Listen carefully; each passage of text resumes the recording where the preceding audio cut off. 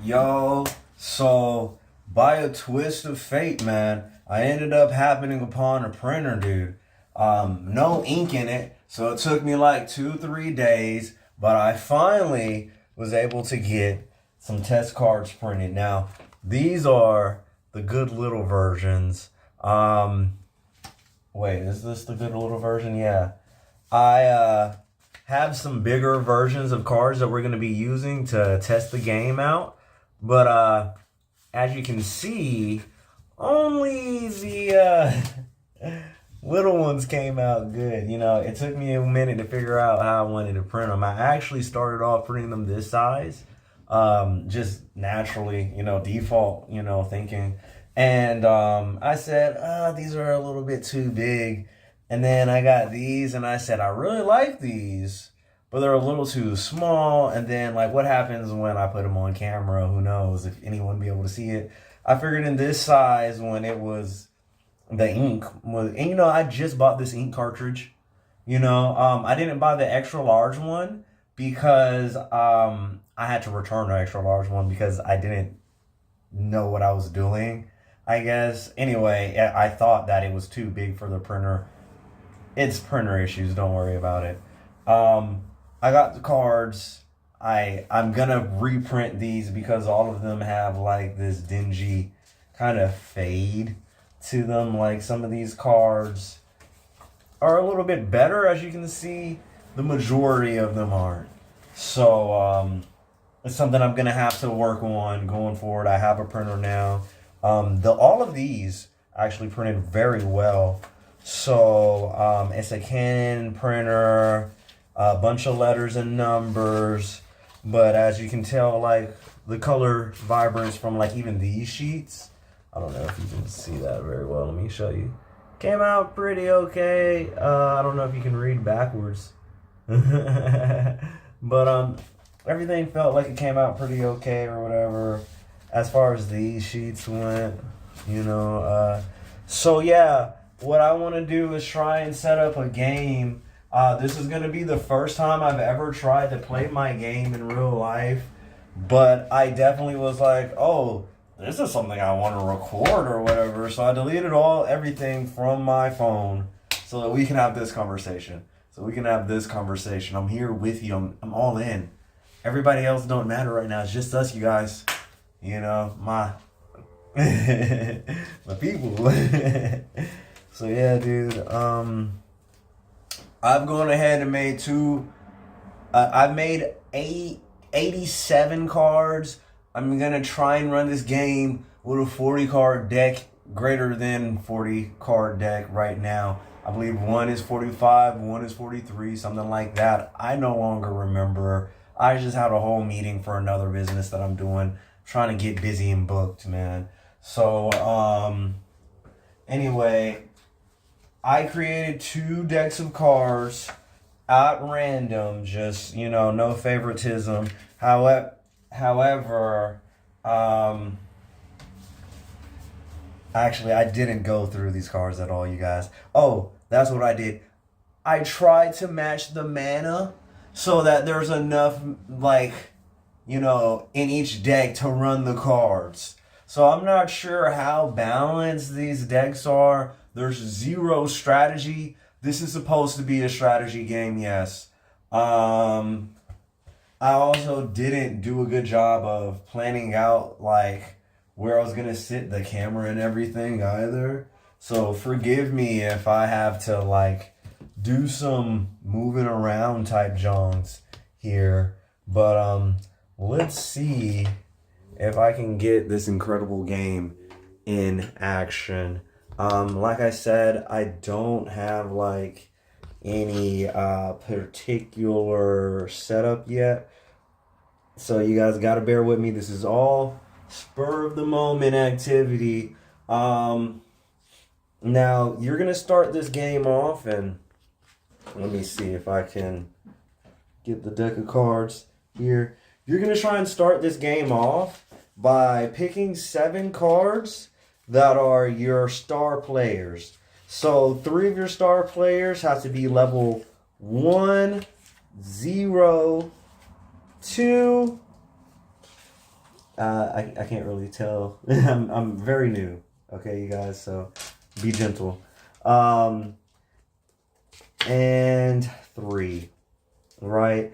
So this is done so that no matter what, you have your game plan in hand.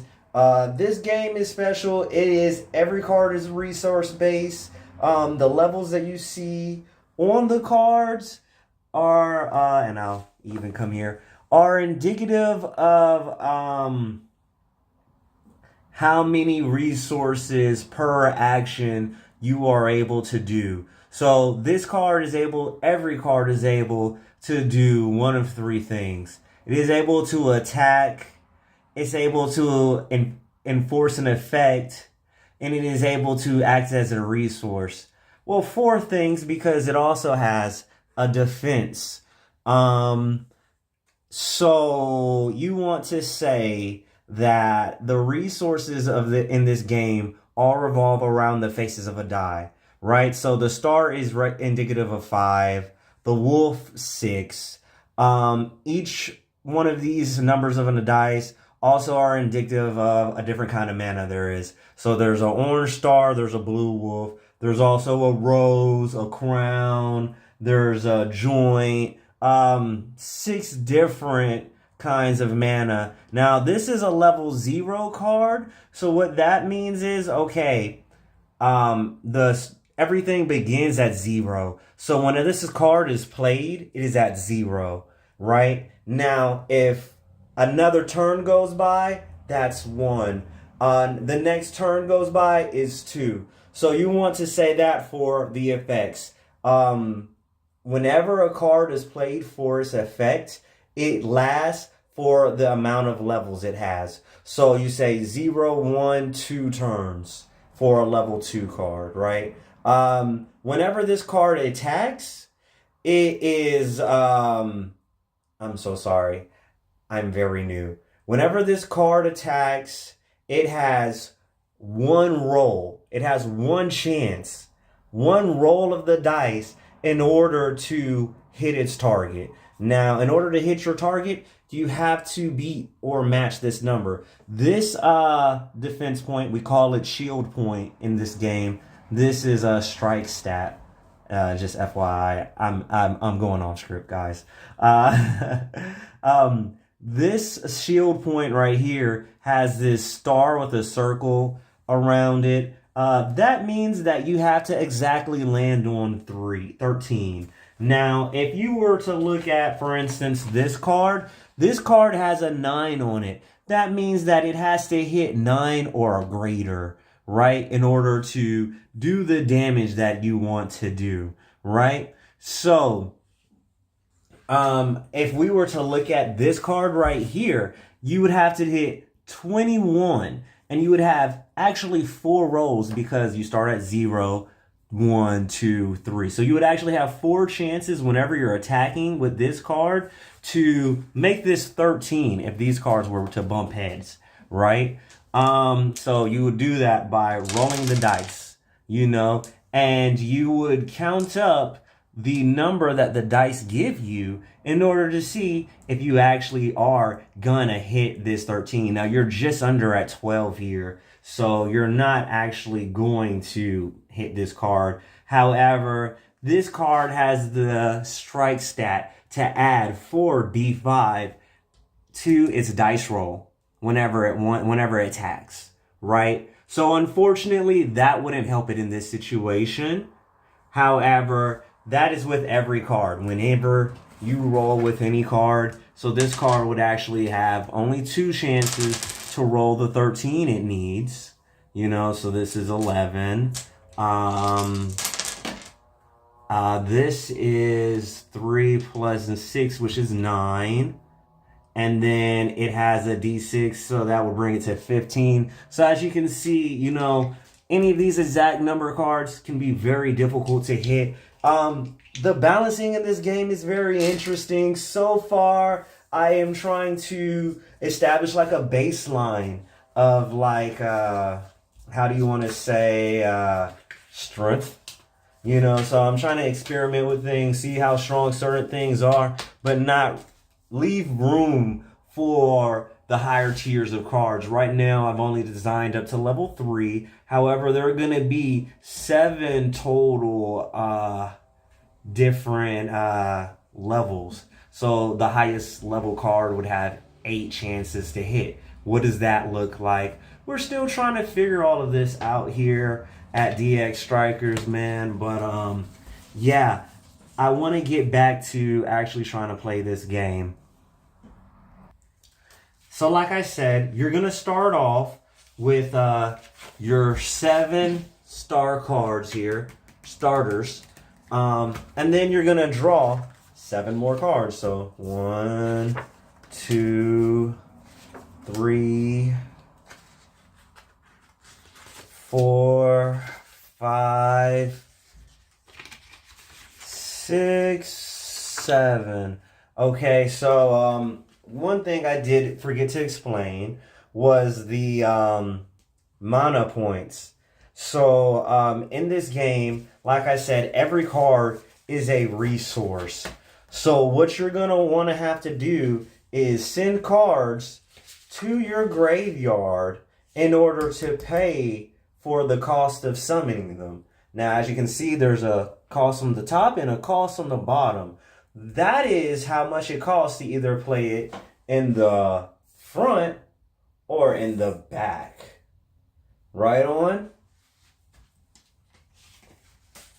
So when we get our 7 cards, this may or may not be too many cards, as a matter of fact. But like I said, I actually made up the rule for 7 cards to try and eliminate a pain point in game design. I see a lot where people say, oh, any card as a resource system or life decking systems kind of trash, because what happens when you get a card you really want to play and you can't play it because you can't, you have to sacrifice it or something. It's like, oh, why don't I give you all the cards in the world? Okay. So we got our 7 cards here. Okay, so let's kind of go over all of the cards that I have available to me here. I do have some orange mana available to me. I do have some red mana available to me. Some yellow mana available to me. Some green mana. I have black mana. I have a little bit of everything in this opening hand. So what is it that I would like to do? Which way would I like to go to?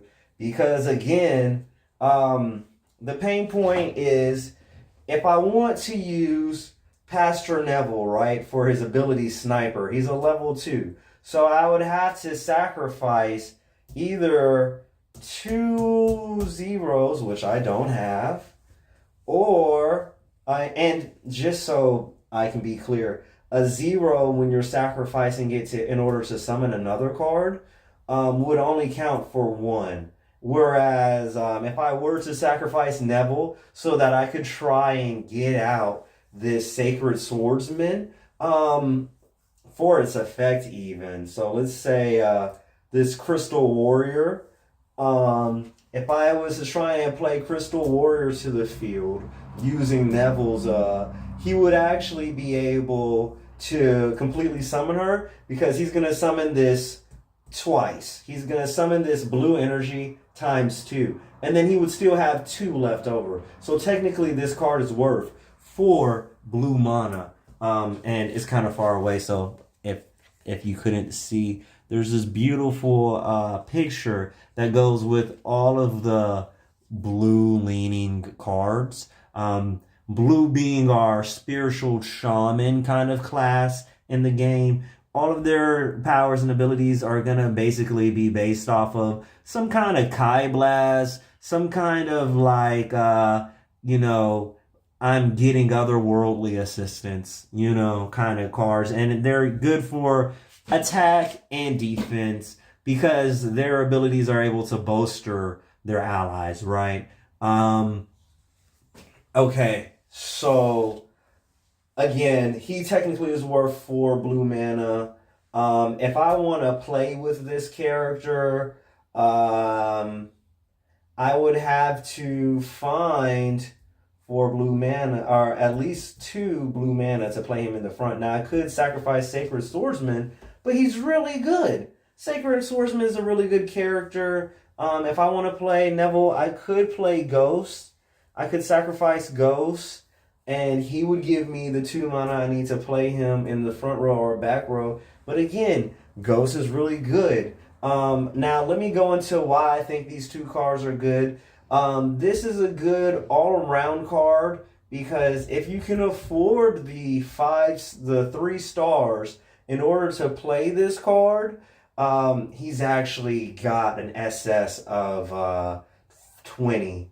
That he adds on to any dice roll. So any of these 24 that you can normally not hit, because the 3 dice only have a range of 18 upward, right? So you need cards with good kind of add-on bonuses to balance out the odds in your favor against stronger defensive cards. But there are also cards like Hunting Memories that are only affected by odd number dice rolls, that it has a little bit less effectiveness on, but you could also apply a really critical swing of, power.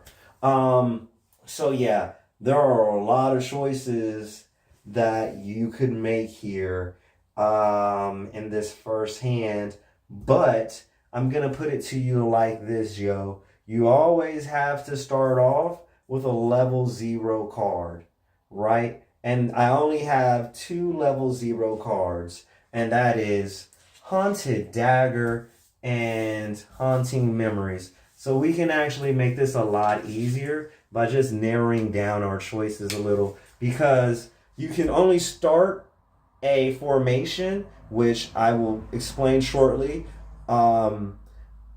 with a level 0 card. Now, from 0, you can go 1 or 2, but from 1 or 2, you can only go up or down 1. Okay? It's not you can play whatever you want kind of system. So, now I want to look at my strongest options. I have Haunted Dagger. At the start of your turn, gain 3 rerolls that apply to any attack. You must take the greatest number, and rerolls do not roll over into your next turn. Banish cards from your formation for that number of Ds. If attacker's total is even, subtract 1 from the attacker's formation, pulling from the bottom. Okay, so just looking at these 2 cards, both of these feel like late game options. So I can actually put these 2 cards to the side because unfortunately they don't have the mana that I need in order to play Haunted Dagger at the front. Now, again, I'm kind of screwed already because even though I have some very strong starts for a mana pool. If I want to choose any of these cards for mana, they're all very strong starts.